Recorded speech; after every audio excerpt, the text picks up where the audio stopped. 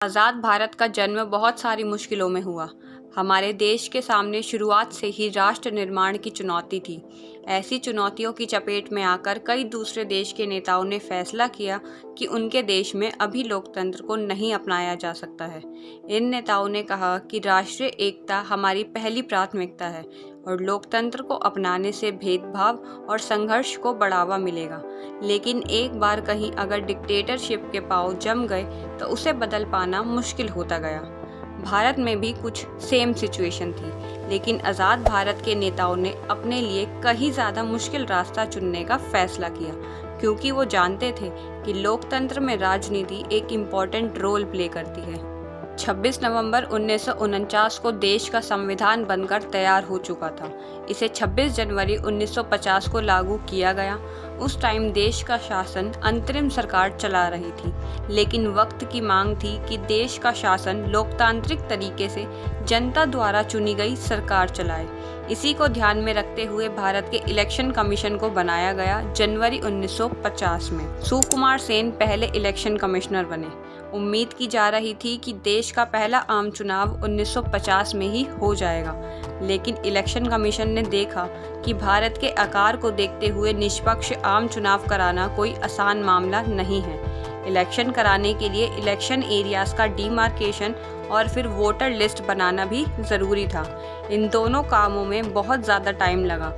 Voter list का जब पहला ड्राफ्ट पब्लिश्ड हुआ तो पता चला कि इसमें 40 लाख महिलाओं के नाम ऐड नहीं हो पाए, क्योंकि इन्हें किसी की बेटी और किसी की बीवी के नाम से ऐड किया गया था। इलेक्शन कमीशन ने ऐसी एंट्रीज को मानने से मना कर दिया। कमीशन ने फैसला किया कि अगर पॉसिबल हो तो वोटर लिस्ट का रिव्यू किया जाए और ज़रूरी लगे तो ऐसी एंट्रीज को हटाया जाए। यह काम अपने आप में हिमालय की चढ़ाई जैसा मुश्किल था। इतने बड़े पैमाने का ऐसा काम दुनिया में अब तक नहीं हुआ था।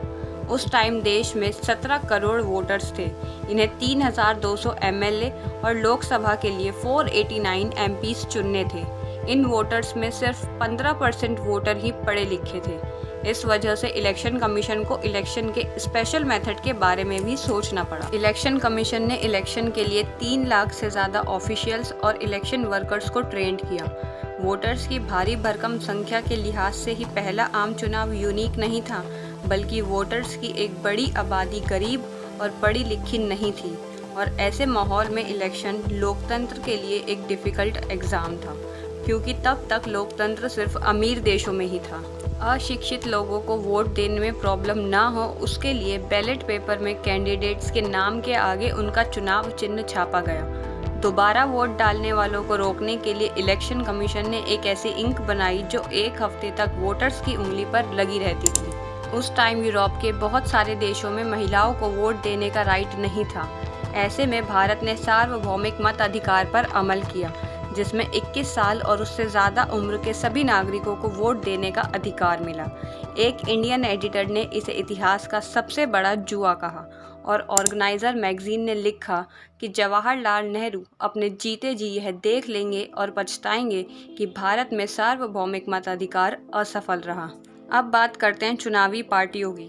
चुनाव में हिस्सा लेने वाली कुल 14 राष्ट्रीय पार्टियां और 40 क्षेत्रीय पार्टियां थीं, जिनमें मुख्य पार्टियां थीं कांग्रेस, सोशलिस्ट पार्टी, भारतीय जनसंघ और कम्युनिस्ट पार्टी। कांग्रेस के श्री जवाहरलाल नेहरू, सोशलिस्ट पार्टी के श्री राम मनोहर लोहिया और श्री जयप्रकाश नारायण, और जनसंघ के लीडर थे श्री श्यामा प्रसाद मुखर्जी। वैसे तो सभी पार्टियां जनसभा और घर घर जाकर प्रचार कर रही थी, पर कम्युनिस्ट पार्टी अकेली ऐसी पार्टी थी जिसे रेडियो पर प्रचार करने का मौका मिला। पर आखिरकार 1951 के अक्टूबर से 1952 के फरवरी तक चुनाव हुए।